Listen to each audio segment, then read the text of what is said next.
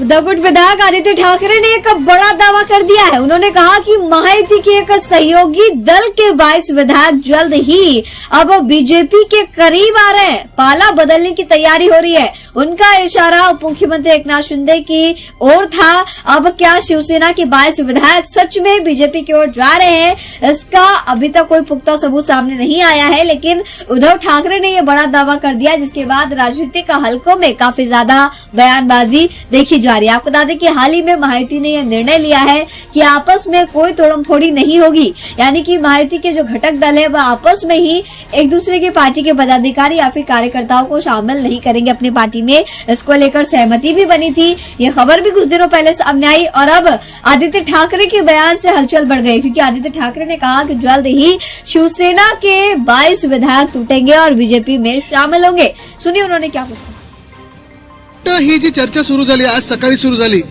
की विरोधी पक्ष नेता कोण होणार, कधी होणार, काय होणार, मला वाटतं सगळ्यात महत्वाचं म्हणजे कधी होणार हा एक विषय आहे।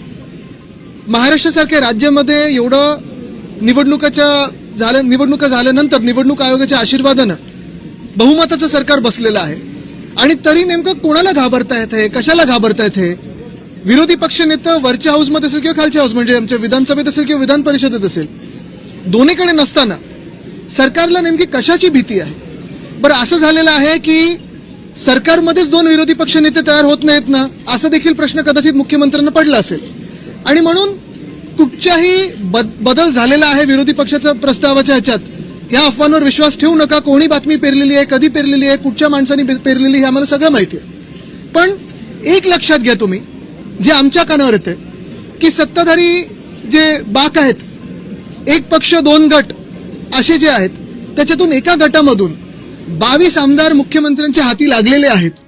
जर तुम्ही गेल्या एका वर्षाचा अभ्यास केलात तर त्यांची कामं असतील, त्यांना फंड असेल, चांगला मिळालेला आहे आणि उठ सांगितलं उठ, बस सांगितलं बस, उडी मार सांगितलं तर उडी मार, असं ते आता मुख्यमंत्र्यांच्या इशाऱ्यावर नाचायला लागलेले आहेत। नेमकं कोणी याच्यातून धसका घ्यायचा हे ज्यांनी बातमी पेरली आहे हे त्यांना कळेल।